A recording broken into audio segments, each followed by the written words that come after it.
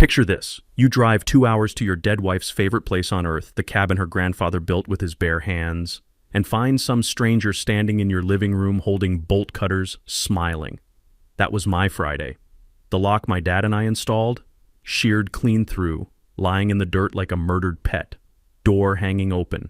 Inside, my furniture shoved around, Sarah's photos face down on the floor, and Brenda Kowalski, HOA president, actually Satan in a tennis visor, cataloging my violations. Your dues were 3 days late, she purred, waving her clipboard. Section 12.4 permits emergency access. Then 2 guys in tactical vests stepped out of my bedroom. Sidearms drawn, Brenda's spray-tanned face went from smug to snowman white in half a second. Freeze frame on that expression. I'll remember it forever. She didn't know I'd spent 3 months setting this trap.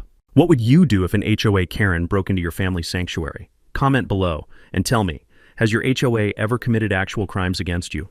Let me rewind 6 months so you understand how we got here. My name's Nate Harmon, 52 years old, semi-retired machinist, widowed 4 years back when cancer took Sarah way too young.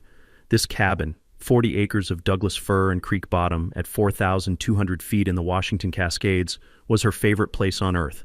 Her grandpa built it in 1967 from hand-split cedar he cut himself. Every beam, every joist. My dad expanded it in '89, added a workshop for furniture making. After Sarah died, that workshop became my church. Weekends I'd drive up from Tacoma, step out of my F-250 into air that tastes like metal and pine resin, hear the crunch of needles under my boots, and feel almost human again. My daughter Jessie, 28, civil engineer, gets her stubbornness from both sides. Brings my grandson Liam up once a month. The kid's 6. Last visit he caught his first trout with the same rod my grandpa taught me on, and I swear I saw Sarah smiling in the way the light hit the water. This place isn't real estate, it's 3 generations of life. Then Brenda Kowalski bought the cabin 2 lots over. 18 months ago she rolled in fresh off selling tech startup shares in Bellevue. Platinum bob haircut that probably cost more than my mortgage, tennis visors worn indoors like some kind of power move, white Lexus RX with vanity plate rolls for you. The smell of her perfume, imagine a Bath and Body Works having a panic attack, arrived 30 seconds before she did. 3 months later she's HOA president, running on a modernization platform. In practice, that meant she looked at cabins owned by logging families and saw opportunities. Her husband, Derek, runs a construction company that's hemorrhaging money. Everyone in town knows it, but nobody says it to his face. Brenda needs control the way a drowning person needs air. Probably because their finances are held together with duct tape and desperation. She'd decided rustic cabins like mine were dragging down property values. 6 months ago, I pull up on a Saturday and find a citation zip-tied to my door. Unapproved exterior paint, $250 per week until corrected. My hands actually shook reading it. The cabin's never been painted. It's natural cedar. Has been since Johnson was president. I drive to Brenda's place. She's got those Edison bulbs and a live laugh love sign big enough to violate airspace. And knock. She opens the door holding a wine glass the size of a goldfish bowl. The cedar's the original finish, I say, staying polite. My grandfather, she cuts me off. Section 8.2 requires approved materials. Cedar degrades, unsightly. I pull out the original deed, older than the HOA by 3 decades. The HOA wasn't formed until 1998. She squints at it like I'm handing her a ransom note written in crayon. Grandfather clause expired 2015. State statute. I ask which statute. I'll email the reference. She never did. Shocking, I know. I paid the first fine, $250 I didn't have lying around, while I researched. Turns out there's no expiration on pre-existing structures. She just lied. But by then she'd moved on. Noise complaints when I ran my table saw at 2 p.m. She claimed quiet hours were 9 to 9. Actual rules say 10 p.m. to 7 a.m. Demanded I remove my dad's restored 78 Bronco. Called it a derelict vehicle. That truck's worth $12,000 and runs smoother than her marriage. Then she threatened a lien over my unkempt landscaping, the wildflower meadow Sarah planted before she got sick. Lupine, paintbrush, columbine. When the hummingbirds came through in July, it looked like stained glass moving in the wind. Brenda called it a fire hazard. My buddy Glenn, 62, fishing guide, voice like gravel in a blender, cornered me at the diner. Nate, she's run off 3 families this year, all creek front, all sold cheap. He leaned in. LLC called Cascade Retreats bought every one, flipping them to Airbnb. I felt something cold settle in my chest. You think... Glenn cut me off. I know. She doesn't want you to comply. She wants you gone. That's when I stopped playing defense. 2 weeks after Glenn's warning, I get a certified letter. Not regular mail, certified, signature required, like I'm being served divorce papers. Inside, notice of an emergency HOA meeting I was never invited to. They'd voted to require a $15,000 infrastructure assessment on all pre-1,990 cabins. $15,000. For cabins that had been standing fine for decades, while Brenda's crowd was still living in condos and complaining about parking spots. Here's the kicker. Only 4 properties in Pinecrest qualified as pre-1,990. Mine, Old Ed's Place, Carmen's Cabin, and one other. Convenient, right? And the engineering firm chosen to conduct these mandatory inspections, owned by Brenda's nephew, a kid who got his license maybe 3 years ago and whose previous experience was inspecting strip mall foundations in Spokane. The letter gave me 30 days to pay or they'd file a lien against my property. A lien. On land my family had owned since before these people knew what a mountain looked like. The violation report was a masterpiece of fiction. Foundation settling. Yeah, timber frame cabins settle. That's what they do. It's called physics. Non-GFCI outlets in the workshop. The workshop was built in 1989, before that code even existed. Inadequate septic system, which had passed county inspection every single year, including 2 months ago. I had the certificates. Didn't matter. Brenda's nephew had spoken, and apparently his word was law now. I called my buddy Rita. 68 years old, retired courthouse clerk who'd spent 4 decades watching lawyers trip over their own procedures while she quietly ran the whole operation from behind the counter.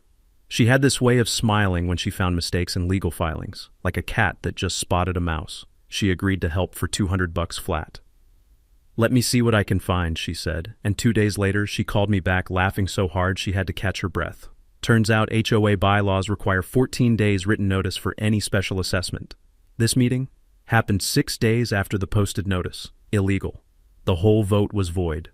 Here's your takeaway. Always check your HOA's governing documents against their actions. Most board members don't actually read their own rules, and one procedural violation can void everything they did.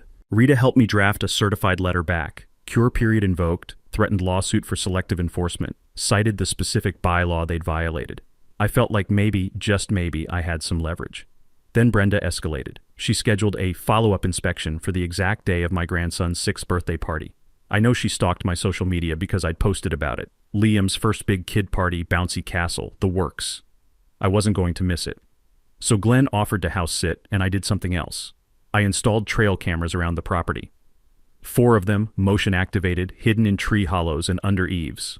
All perfectly legal. My land, my cameras. Brenda showed up anyway, with a sheriff's deputy. Her brother-in-law, Deputy Krantz, who I'd seen at her holiday parties in his off hours downing bourbon like it was water. She claimed there'd been an anonymous tip about illegal firearms on the property. Illegal firearms, I don't even own a gun. Glenn met them at the door, stayed calm, told them they needed a warrant to enter. You could hear the blood rushing in his ears from the camera audio. Brenda started taking pictures through the window with her phone, snapping away like she was documenting a crime scene. But my cameras caught something better. After Glenn refused entry and they left, the footage showed Brenda's nephew returning 90 minutes later, alone. He walked around to the back of the cabin carrying a crowbar, started chipping away at the foundation mortar with it, deliberately creating the settling damage his own report had claimed to find. I watched the footage 3 times to make sure I wasn't imagining it. The metallic scrape of the crowbar on stone made my teeth hurt. I filed a police report the next morning, brought the SD card, showed the deputy, not Krantz, thank God. He took my statement, watched the video, then shook his head. "This is a civil matter, Mr. Harmon. You need to talk to a lawyer." Civil matter. The guy was on camera vandalizing my property, and it's a civil matter. But 2 days later, Brenda posted on the HOA Facebook page anyway. Screenshot of Glenn in my doorway looking annoyed. Caption: "Trespasser threatening compliance officer during lawful inspection. Owners who harbor dangerous individuals will be held accountable." The post got 47 likes from people I'd never met. Transplants who didn't care who got crushed as long as their property values went up. That's when I stopped trying to play fair. I posted the vandalism footage to a private Facebook group for cabin owners. 47 members, people who'd lived here for generations. Within 2 hours, 8 of them messaged me with their own Brenda stories. Carmen said Brenda had threatened to call CPS because her kids played too close to the creek. Old Ed said she'd forced him to cut down a 200-year-old oak tree by lying about a utility easement. We were starting to see the pattern. And patterns, in my experience, are how you find the breaking point. A week after I posted that vandalism footage, Brenda's husband Derek showed up at my machine shop in town. Middle of a Tuesday afternoon, I'm running a lathe job for a contractor, and this guy walks in wearing a polo shirt with his company logo embroidered on it. Derek Kowalski Construction. The business everyone knew was hemorrhaging money, but nobody mentioned because small-town politeness is a disease. "Nate, got a minute?" Friendly voice, but his eyes were cataloging everything. My equipment, my client's parts on the workbench, the stack of invoices by the register, looking for weak spots. I shut down the lathe, and the sudden silence felt heavy, like right before a thunderstorm breaks. "Sure, Derek. What can I do for you?" He leaned against my tool chest, too casual, trying to project confidence he clearly didn't have. "Look, things have gotten tense with the HOA situation. Brenda can be passionate about community standards, but I'm a reasonable guy, businessman to businessman." He pulled out his phone, showed me a number. "180 for your property. Cash deal. I handle all the HOA liens. You walk away clean. Everybody wins. $180,000. My cabin was worth at least $300K, probably $350 with the creek frontage. He was lowballing me by 40% and acting like he'd just offered me a kidney. I stared at him long enough that he shifted his weight. "That's generous, Derek, but I'm not selling." His smile stayed plastic, but his eyes went cold, like someone had flipped a switch behind them. "Hate to see things get more complicated for you. Code enforcement starts poking around business permits. You know how it gets. Real tangled, real fast when inspectors start asking questions." There it was. He wasn't just threatening my cabin anymore. He was threatening my livelihood, the shop that kept my bills paid and my mind occupied during the years after Sarah died. I kept my voice level. "My permits are current. Been inspected 6 times in 5 years, passed every time." He pushed off the tool chest, headed for the door, then turned back. "Offer's good for 2 weeks. After that, market changes. You know how it is." The smell of his cologne, something that probably cost more than his truck payment, lingered in the shop like a bad omen. I opened both bay doors to air it out. 7 days later, county inspector shows up. Guy named Malloy, never seen him before, but he had that look. Bored government employee who'd stopped caring about doing things right about 15 years ago. Starts flagging my fire extinguishers as overdue for recertification. I walked him to the extinguisher by the lathe. Yellow inspection sticker dated 2 months prior, bright as a highway sign. "Not our approved vendor," Malloy said without even squinting at it. His coffee breath could have stripped paint. "Need to re-inspect with county certified provider." I pulled out my phone, photographed the sticker, Malloy's face, his county ID badge. "I'll be filing a complaint with your supervisor. And I'm curious, you play poker with Derek Kowalski?" His expression didn't change, but his pen stopped moving for half a second. "Tells. You learn to read them when you've spent 30 years measuring tolerances in 10,000ths of an inch." "Don't know what you're talking about," he said, and walked out. That night I drove to the cabin and spent 4 hours installing cameras inside. Not just perimeter anymore, inside. Smoke detector in the living room where anyone entering would walk past it first. Bookshelf clock in the hallway pointing at the back door. Kitchen vent hood covering the one blind spot. All feeding to cloud storage they couldn't erase, even if they took a sledgehammer to every device. The night air smelled like Douglas fir and coming snow, sharp and clean. Usually that smell reset my nervous system. Not this time. Then I did something smarter. Filed a public records request with the county for all properties claiming HOA exemptions in Pinecrest. 3 weeks later, those documents arrived and I sat in my truck reading them, feeling something cold and sharp settle in my chest. Brenda's cabin had identical violations to mine. Non-GFCI outlets, foundation settling, the works. Marked exempt primary residence. Except her primary residence was in Bellevue. The tax assessor's database confirmed it. She was committing tax fraud to exempt herself from the same rules she was using to destroy me. Here's your knowledge nugget. HOA board members must follow the same rules as everyone else. It's called selective enforcement, and in Washington state it voids their actions and opens them to civil liability. If they cite you for violations their own property has, document it, request the records, and lawyer up. I made 3 copies of everything. 1 to Rita, 1 in my shop safe, 1 in a safety deposit box in Tacoma. But here's what really got me. I started pulling property records for every cabin that had sold under distress in the past 3 years. 11 properties. Every single one bought by Cascade Retreats Holdings, LLC. I didn't know who owned that LLC yet, but I was going to find out. Because Brenda wasn't just harassing me. She was running a scheme, and I was about to burn it down. 31 days after that illegal assessment letter, Brenda filed the lien. $15,000 plus $3,200 in administrative fees, $1,800 for legal review that probably took 20 minutes, $900 for postage that cost $8, $500 to store papers in a filing cabinet for 3 weeks. The arithmetic of corruption, itemized. Washington law allows HOA foreclosure after 90 days of non-payment. Brenda's strip mall lawyer sent the notice at 60 days like he couldn't wait to start the clock. I drove to Rita's house that Friday morning. She read it at her kitchen table, reading glasses perched on her nose, making that cat spotting a mouse smile she got when she found legal errors. Motion to nullify, she said. Illegal meeting, fraudulent assessment, selective enforcement. Judge Marlene Cho, 8 weeks for a hearing. 8 weeks while that lien sat on my property like a tumor, while Brenda told everyone I was a deadbeat, but I wasn't waiting. I'd learned HOAs in Washington file as nonprofits, which means tax returns. Form 990, public record. You request them through IRS Form 4506. A, takes 2 weeks, costs nothing. When mine arrived, I sat in my truck in Rita's driveway reading them, and the smell of old paper and toner ink mixing with my cold coffee made me nauseous for a different reason than usual. Previous president's management fee, $8,000 a year, reasonable. Brenda's, $64,000. I checked the decimal 4 times. Then I pulled up the budget posted on the HOA website. $40,000 was just missing. Gone. Into Brenda's pocket, I'd bet my toolbox on it. Here's your knowledge nugget. In 37 states, HOAs file as nonprofits. Request their tax returns with IRS Form 4506A.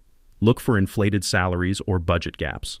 Financial fraud voids any liens they've filed, and it's not just civil, it's criminal. I highlighted the discrepancies in yellow so bright you could see it from orbit and sent copies to Rita. Then I shared it in the cabin owners Facebook group. Within 6 hours, 12 families announced they were stopping dues payments, a quarter of the community refusing to fund Brenda's empire. She posted a 17-paragraph meltdown about conspirators undermining governance. Her lawyer Vince sent cease and desist letters to everyone. Rita read one and actually laughed. He cited a statute that doesn't apply to private Facebook groups, first-year law student stuff. That same week, a reporter from Cascade Weekly called. Aisha Mwangi, sharp voice, sharper questions. Someone had tipped her off. Mr. Harmon, I'm investigating HOA governance in rural communities. I understand you've had difficulties? I gave her the overview. She asked for documentation. I had enough to wallpaper a house, but Brenda found out. Derek's buddy at the county clerk's office probably warned them when Aisha requested public records. Within 48 hours, Brenda launched a special compliance sweep. First target, Carmen's cabin. Carmen's a single mom, 39, works 2 jobs to keep the cabin her grandparents left her. Her kids, 7 and 9, spend summers catching frogs in the creek, building forts from fallen branches. Brenda cited an unpermitted deck extension. It was 4 pressure-treated boards on cinder blocks where the kids parked their bikes. The wood was already weathering gray, moss growing in the cracks. Didn't require a permit in any county in Washington. Didn't matter to Brenda. Then she filed a CPS report. Child Protective Services.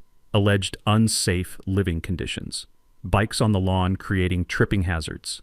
Carmen showed up at my shop crying so hard she could barely breathe. Mascara running down her face. She was already fighting her ex in custody court.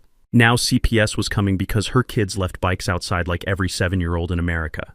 I can't fight her and my ex, Carmen said, her voice cracking. I'm going to lose my kids, Nate. I'm going to lose everything. The smell of her fierce sweat mixed with my shop's cutting oil made something snap in my chest. I remembered Sarah telling me once, dealing with a nightmare client, sometimes you can't just defend, sometimes you have to attack. I'd been defending for 6 months, documenting, filing motions, being reasonable while Brenda ignored every rule. I was done. Rita had the fraud evidence. Aisha had the story angle. I had cameras and public records. It was time to stop reacting and start hunting. That night I made a list.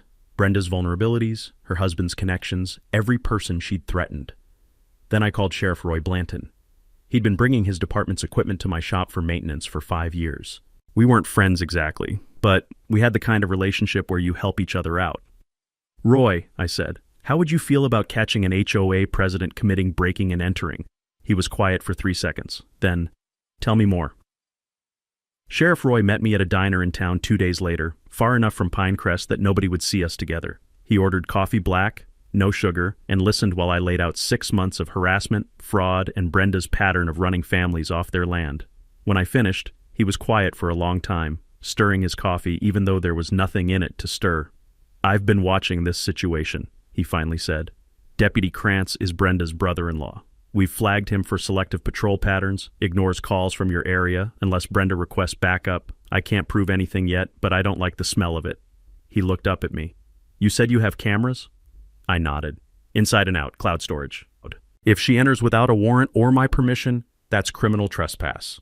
Burglary if she takes or damages anything." Roy smiled, and it wasn't a friendly smile. It was the smile of a man who'd been waiting for an excuse. "Keep me posted on your movements. If she makes a move, I want to know immediately." But the real bomb dropped 3 days later, and it came from Rita's paralegal intern.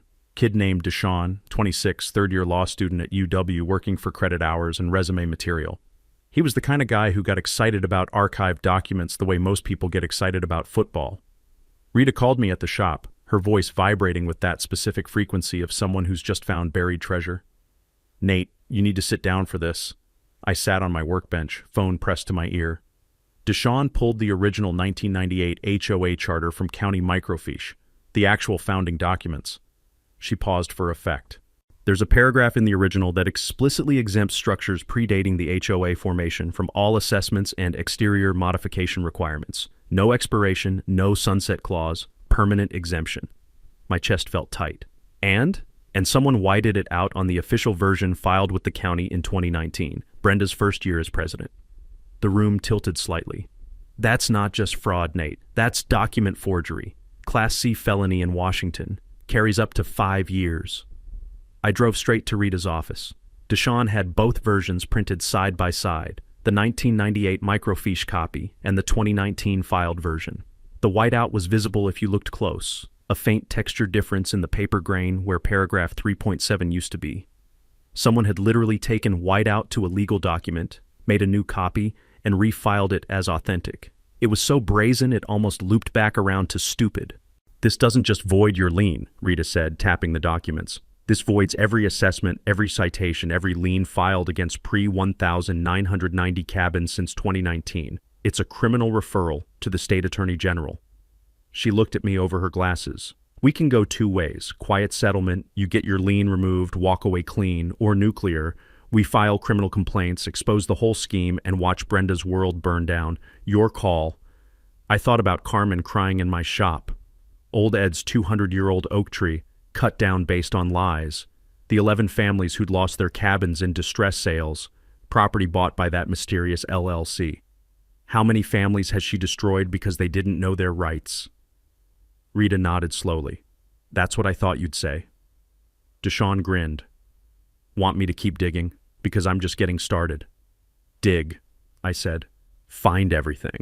3 days later, my shop after hours looked like a war room. Nate, Rita, Jesse, Deshaun, Glenn, Carmen, Old Ed, 7 people crowded around my workbench with coffee and documents spread everywhere. The smell of brewing coffee mixed with machine oil and the particular electricity of people who'd finally had enough. Sheriff Roy leaned against the far wall in civilian clothes, arms crossed, listening. Deshaun had been busy. He'd pulled business registrations for Cascade Retreats Holdings, LLC. Managing member, Derek Kowalski, Brenda's husband. The same LLC that had bought 11 distressed properties in 3 years, every one of them foreclosed or panic sold after Brenda's HOA harassment. Average purchase price, 42% below assessed value. They were running a literal shakedown scheme, terrorize families until they sold cheap, flip the cabins to Airbnb tourists at market rate. The profit margin made my machinist's brain hurt. "This is called conflict of interest," Rita said, highlighting the relevant statute in Washington's HOA law. RCW 64.38.025, board members cannot personally profit from enforcement actions. Every lien they filed is void. Every foreclosure is potentially reversible. She looked around the table.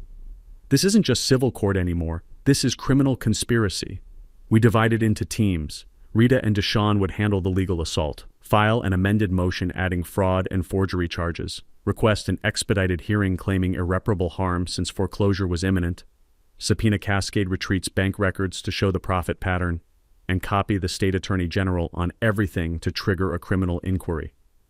Deshaun was practically vibrating with excitement, probably already writing the law review article in his head. Jessie, my engineer daughter, would handle the technical breakdown. She'd already reviewed Brenda's nephew's infrastructure report and found calculation errors that overstated repair costs by 300%. The firm wasn't even licensed in Washington, only Oregon. Jessie drafted a competing report using actual engineering standards, not made-up numbers designed to justify theft. "I'm going to enjoy shredding this in court," she said, and I'd never been prouder. The media angle went to Aisha from Cascade Weekly. She'd been digging parallel to us and had interviews lined up with 5 affected families. Human interest: Carmen's kids, old Ed's heritage tree, my late wife's garden. Photos of the forged charter documents side by side. She wanted to publish 3 days before the court hearing to create public pressure on both the judge and the district attorney. Maximum impact. Then there was the trap, Sheriff Roy's idea, and it was beautiful in its simplicity. If Brenda's breaking into properties to manufacture violations, that's criminal trespass at minimum. Burglary if she damages or takes anything. That moves this out of civil court into my jurisdiction. He looked at me. "You said she stalks social media?" I nodded. "She knew about Liam's birthday because I posted about it. So post that you're going out of town. Make it public. If she takes the bait and enters without permission, we respond." He paused. "I've got a tactical team that needs training scenarios. They could be in the area conducting exercises." The room went quiet as everyone processed what he was suggesting. Glenn started grinning. The financial prong was Jessie's other stroke of genius. Every HOA carries errors and omissions insurance to cover board member mistakes. But insurance doesn't cover intentional criminal acts. If we proved Brenda's fraud, the insurance company would deny coverage and potentially sue her personally to recoup any settlements they'd already paid. "Insurance companies hate fraud," Jessie explained. "It triggers mandatory audits. I'll draft a letter to their carrier summarizing the allegations. They'll open an investigation independent of anything we do." Let me give you some knowledge here because this could save your house someday. First, expedited hearings exist when waiting would cause serious irreparable harm, like losing your property to foreclosure. You file a motion explaining the emergency, and the judge can bump you up the schedule. Second, subpoenas aren't just for trials. During discovery in civil cases, you can subpoena bank records, emails, anything relevant. The bank has to comply, can't hide. Third, errors and omissions insurance protects organizations from honest mistakes but not crimes. Prove the board member committed fraud, and suddenly they're personally liable for everything. Insurance drops them like a hot rock and goes after them to recover money. That's when people start talking, start making deals, start rolling on each other. We worked until midnight, every detail mapped. Rita would file motions Monday, Aisha would publish Wednesday, court hearing Thursday. And somewhere in between, if Brenda took the bait, Roy would be waiting. "She's going to escalate," Rita warned as everyone gathered their papers. "She'll know we're coming for her. Expect the worst." I thought about Sarah's garden, about Carmen's kids, about 11 families who'd lost everything. Let her escalate. I'm ready. Glenn clapped me on the shoulder. "Still think you should have gone with the skunk scent idea?" Even Roy cracked a smile at that. Brenda saw my Facebook post about taking Liam to his soccer tournament in Portland, entire weekend, 3 days. I made it public, tagged the hotel, even posted a photo of my truck packed with camping gear. Pure bait. But she didn't bite immediately, and that's when things got interesting. First, she learned about the newspaper investigation. Small towns are like that. Someone always talks. Derek's source at the county clerk's office probably warned them when Aisha's document requests started piling up. Brenda panicked. Brenda called an emergency HOA meeting for that Tuesday, sent notices to everyone with urgent financial clarification in the subject line. I didn't go, but Carmen did, recording everything on her phone. Brenda stood at the podium in the community center, hands shaking slightly, trying to project control she didn't have. Recent questions about HOA accounting are based on misunderstandings. The $40,000 discrepancy some members have mentioned was a software error, already corrected with our accountant. She didn't provide corrected returns because there weren't any. The money was just gone, spent on her lifestyle while Derek's construction company circled the drain. We've engaged legal counsel to address defamatory allegations being spread by certain members. Anyone continuing to make false public statements will be held accountable. But the real damage control happened behind the scenes. She private messaged the 3 scared retiree board members, people who'd voted yes on everything because they were terrified of conflict. Told them Nate was planning to sue the board personally, that they'd lose their homes if they didn't present a united front. It was pure manipulation, but it worked. Within 24 hours, the HOA's lawyer Vince sent me a cease and desist threatening a $50,000 defamation suit if I continued making false public statements about HOA finances. I didn't respond, didn't post anything, didn't argue, didn't take the bait. Let her think the threat worked. But behind the scenes, Deshawn filed an ethics complaint against Vince with the Washington State Bar. Lawyers can't threaten meritless lawsuits to silence whistleblowers. It's called abuse of process. Meanwhile, Jesse had already contacted the HOA's insurance carrier with a detailed summary of the fraud allegations. An adjuster opened a file within 48 hours. The insurance company's investigation would run parallel to ours, and they had subpoena power we didn't. Then came the sabotage attempt. Night before my supposed Portland trip, someone cut my internet line at the property edge. Clean cut, diagonal, professional. My cameras inside still recorded to SD cards. I'd built in redundancy specifically for this, but they didn't know that. Glenn was secretly sleeping in his RV, about 200 yards into the timber on my property, keeping watch. Around 2 a.m., he heard a diesel engine, saw Derek's truck creeping up the access road with no headlights. Glenn called Roy immediately. A deputy responded, not Krantz, thankfully, and found Derek walking around with bolt cutters near my back fence. Fresh cut in the wire, clean as surgery. Derek claimed he was checking on a friend's property. Couldn't explain the bolt cutters or why he was there at 2 in the morning. The deputy wrote it up as suspicious activity, filed it under an ongoing investigation number Roy had already opened. One more piece of evidence in a growing pile. The next morning, Roy called me. They're spooked. Cutting internet, prowling at night. They're escalating. You sure you want to go through with the trap? I thought about that forged charter, about Carmen's kids, about Derek's bolt cutters in the dark. If Brenda breaks in, it proves the pattern. We need it on video, Roy. He was quiet for a moment. Okay. I'll have units staged nearby, and I might call our tactical team for a training exercise in the area. They need the practice. Meanwhile, Brenda was burning through goodwill faster than Derek's company burned through cash. She served Carmen with a foreclosure notice for the protest non-payment. Pure retaliation. Old Ed's cabin got red-tagged by a county inspector, Derek's poker buddy, claiming imminent structural failure. The cabin was fine. Ed had owned it for 43 years, and it had survived earthquakes that knocked down newer construction. 3 more families caved under the pressure, paid their assessments just to make it stop. But the families who stayed, we were getting angrier and more organized, and Brenda still didn't understand what was coming. She thought we were annoying gnats she could swat away with lawyers and threats and middle-of-the-night intimidation. She didn't realize we'd stopped being victims the moment we started documenting everything. She'd built her little empire on fear and lies, and we were about to kick the supports out from under it. I texted Glenn. I'm posting the trip departure now. Let's see if she bites. He sent back a thumbs up and a photo of his RV, curtains drawn invisible in the timber. Ready when she is. The morning of my Portland trip, I posted a photo of my truck at a gas station with the caption, "Headed out for Liam's big tournament. Go Wildcats." Tagged the location, timestamp, everything. Made it look like I'd be gone for 72 hours minimum.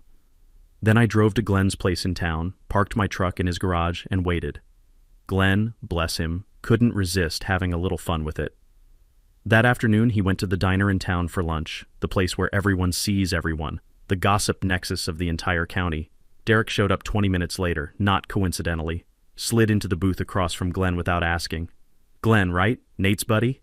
Derek's smile was grease on glass. Heard he's out of town for a few days. Glenn kept eating his burger. Yep. Soccer tournament. Derek drummed his fingers on the table. Thing is, I feel bad about how things have gone. All this HOA tension. I was thinking maybe we could work something out, put this behind us. You're a reasonable guy. He pulled out an envelope, set it on the table, didn't open it. $5,000, cash.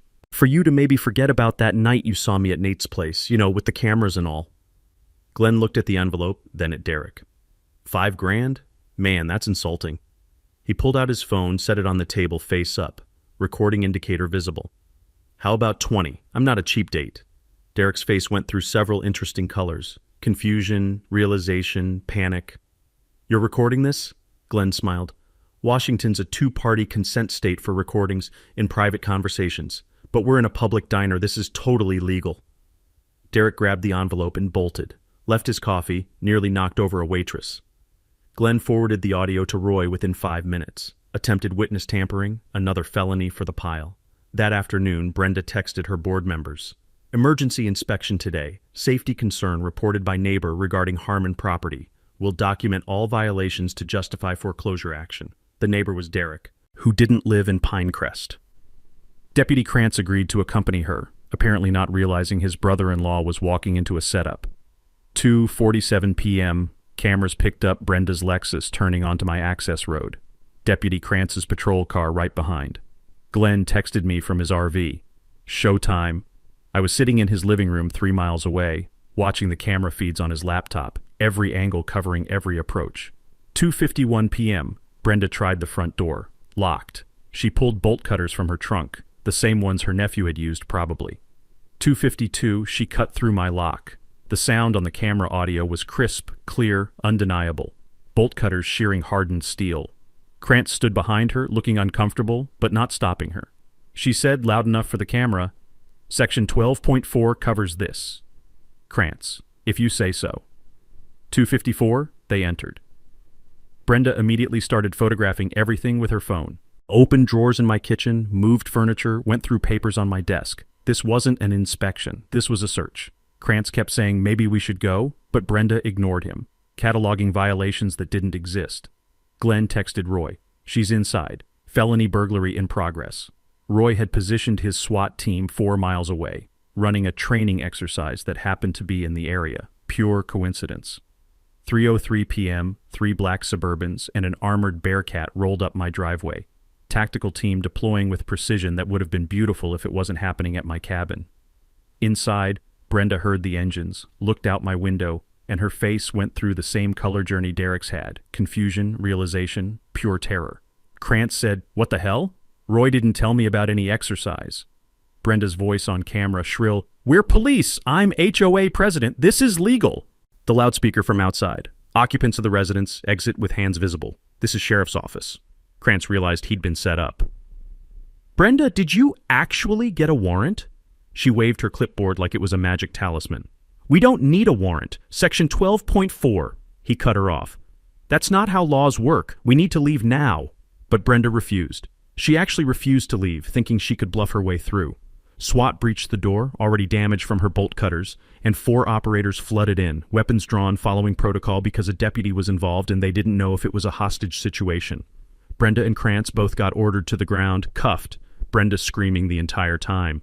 "I'm the victim here. The owner is a criminal. Check my Facebook posts." She actually said that, on camera, while handcuffed for burglary in someone else's cabin. Roy walked in 30 seconds later, reviewed the camera footage on site, and arrested Brenda for burglary, criminal trespass, and destruction of property. Separated Krantz for questioning about aiding and abetting. Then he called me. "Nate, you can come home now. Your cabin's secure. And you might want to call that reporter." 72 hours after Brenda's arrest, the emergency HOA meeting was standing room only. 90 residents packed into the community center that usually saw 12 people on a good day. Cascade Weekly had published that morning, front page above the fold, with the headline, "HOA President Arrested in Break-In, Fraud Allegations Surface," and a photo of Brenda in handcuffs. 2 Seattle TV news affiliates had camera crews in the parking lot interviewing people as they arrived. Brenda posted bail, $10,000. Derek had to mortgage their primary residence in Bellevue to cover it.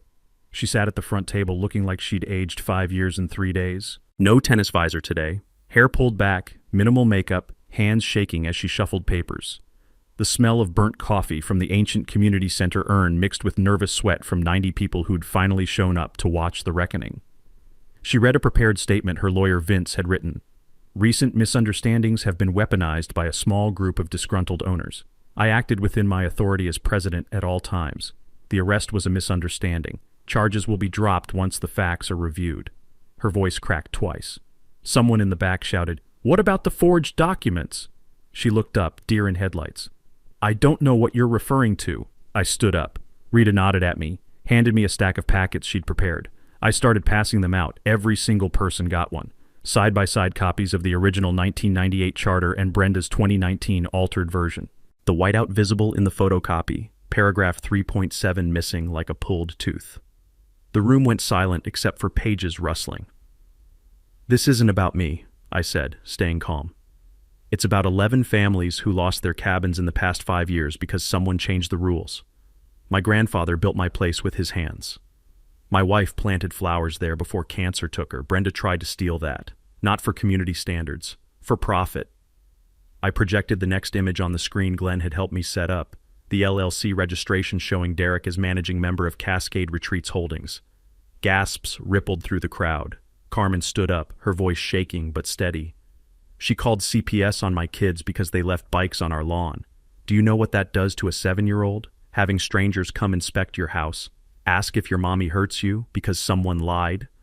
Carmen's voice broke, but she kept going. My kids were terrified they were going to be taken away because of bikes. Old Ed stood next, showed a photo on his phone of his 200-year-old oak. That tree survived since before Washington was a state. She told me utility company needed access. Total lie. It's a stump now. He projected the photo on screen. The massive stump, growth rings visible, surrounded by sawdust. People in the audience started crying. Glenn played the audio of Derek's bribery attempt on the sound system. Derek's voice, $5 grand cash, forget what you saw. Then Glenn's response, how about 20? I'm not a cheap date. Nervous laughter broke the tension for a moment, but the implications settled heavy. Jesse stood up, engineer to the end.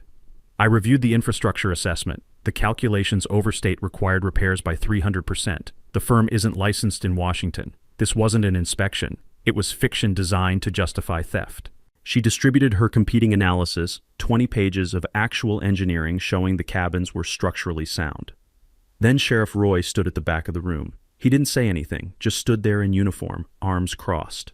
The symbolic weight of law enforcement watching. Next to him, a woman in a blazer introduced herself. I'm Investigator Chen from the Washington State Attorney General's office. We've opened a criminal inquiry into HOA financial practices and document fraud. If you've been affected by actions taken by this board, please see me after the meeting. She held up business cards. 20 people lined up immediately. Aisha from Cascade Weekly asked the question everyone wanted answered. Ms. Kowalski, did you alter HOA covenants to justify liens against properties your husband's company later purchased below market value? Brenda opened her mouth, closed it, looked at Vince, her lawyer. He stood up. I'm withdrawing as counsel effective immediately. He was protecting his law license, getting off the sinking ship before it took him down. Brenda broke, right there in front of 90 witnesses and 2 TV cameras. You don't understand the pressure, the expenses. Derek's business was failing. We were going to lose everything. I was just trying to save us. It was a confession. On camera. The TV crews were getting every word. Someone called for a vote. Remove Brenda as president, unanimous. Void all liens placed 2019 to present pending legal review, unanimous. Hire independent auditor, unanimous. Rescind all special assessments, unanimous. Applause broke out like thunder. Brenda gathered her papers, walked through the silent crowd toward the exit. As she passed my chair, I said quietly, "You could have just followed the rules." She didn't look at me, just kept walking, out to the parking lot, to the camera flashes, to whatever came next. The community center erupted in conversation, people hugging, crying, angry, but mostly relieved.